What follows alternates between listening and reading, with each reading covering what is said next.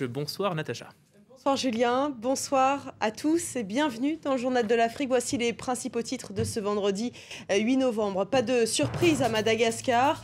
Le second tour de la présidentielle opposera Robinson Jean-Louis et Heri Radzaonariampian.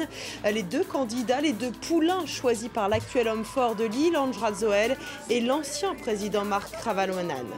Nous parlerons aussi de la situation sécuritaire dans le nord du Mali. Vous entendrez le ministre nigérien des Affaires étrangères, Mohamed Bazoum. Pour lui, la communauté internationale n'aurait jamais dû laisser Kidal et sa région aux mains des islamistes. Et puis, on ira dans l'est de la République démocratique du Congo, où les habitants fêtent le départ des rebelles du M23. Le M23 qui doit signer lundi un accord de paix avec le gouvernement congolais. Ce sera à Kampala, en Ouganda. Il y aura donc un second tour à Madagascar. La commission électorale a annoncé aujourd'hui les résultats du premier tour de la présidentielle. Et sans surprise, les deux finalistes sont Robinson Jean-Louis et Heri Radzaonariampian. Ce sera donc comme prévu un duel par procuration entre Andry Rajoelina, l'actuel homme fort du pays, et l'ancien président Marc Ravalomanana. Bilal Tarabé, notre correspondant à Antananarive. Robinson Jean-Louis est le candidat soutenu par l'ancien président Marc Ravalomanana. Et Heri Radzaonariampian est le candidat soutenu par Andry Rajoelina, le président de la transition. C'est vraiment ici la crise de 2009 qui se rejoue dans les urnes. Andry Rajoelina s'était présenté à cette élection, la femme de Marc Ravalomanana aussi, mais leur candidature avait été annulée. C'était en août dernier. Et c'est à ce moment-là que les deux camps qui s'opposent depuis plus de 4 ans maintenant se sont rabattus sur leurs deux points respectifs, qui ont depuis connu une ascension fulgurante. Des moyens colossaux pour le candidat Heri Radzaonariampian.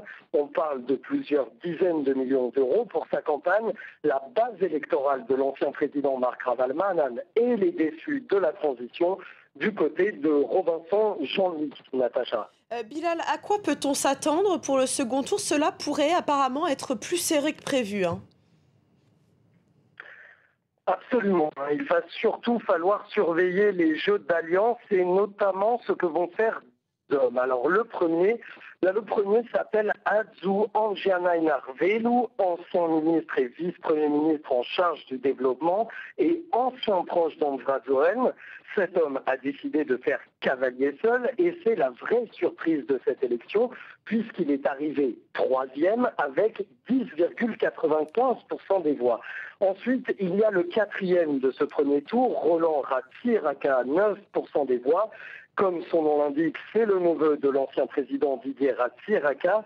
Lui aussi est plutôt un homme proche de la transition, mais pour lui aussi, impossible de savoir pour le moment ce qu'il compte faire, Natacha.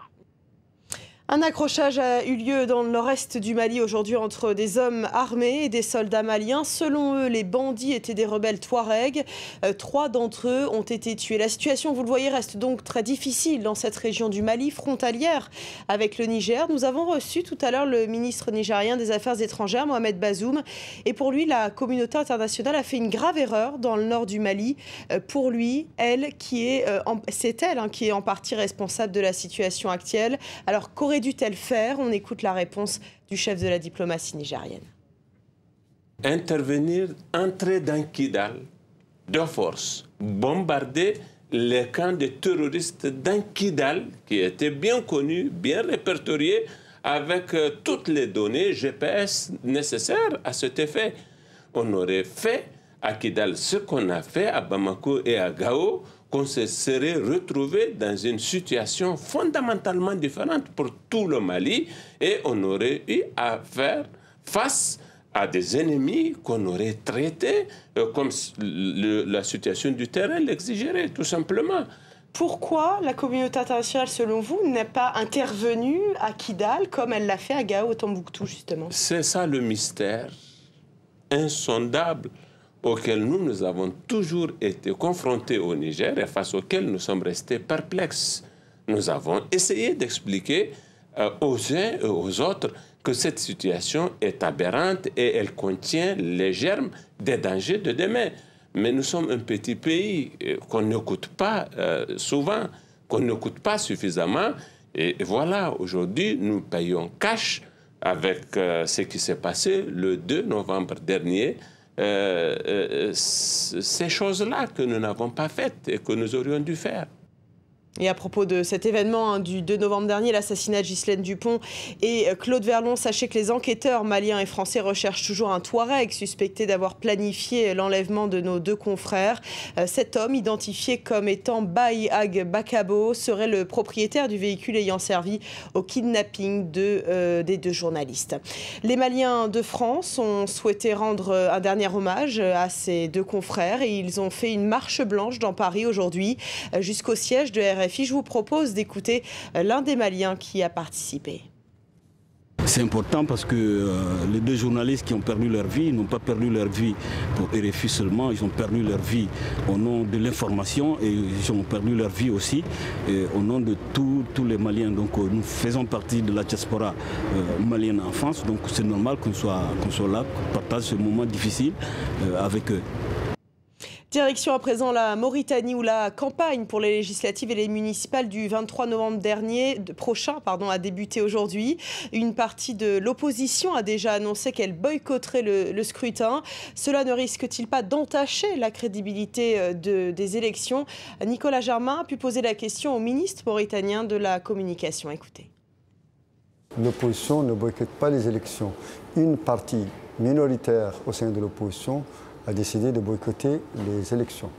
L'essentiel de l'opposition en termes de poids électoral, si on se réfère aux dernières élections présidentielles, participe absolument à l'élection.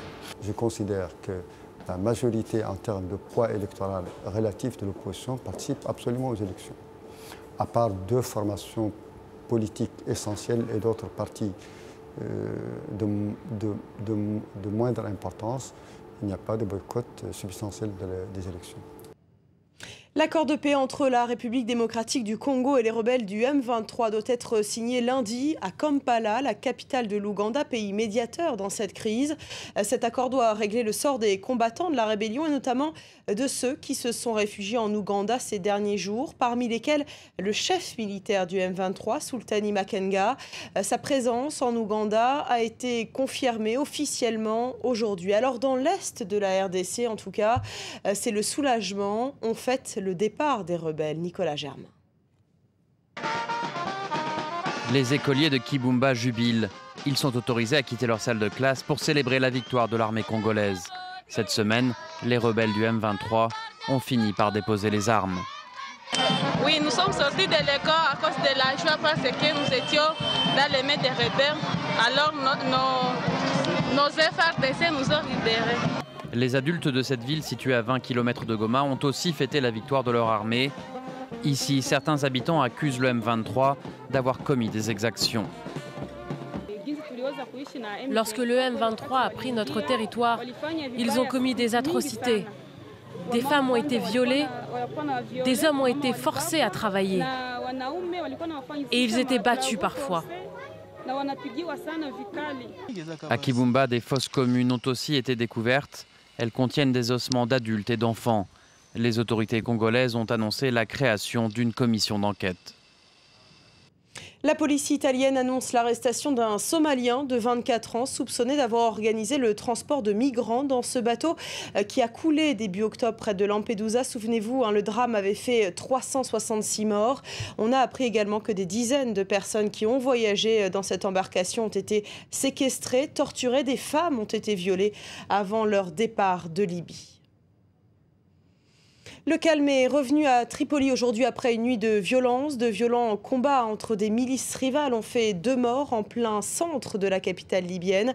Nouvelle illustration, s'il en fallait une, du chaos qui règne dans le pays depuis 2 ans, depuis la mort de Mouammar Kadhafi. Valériane Gauthier.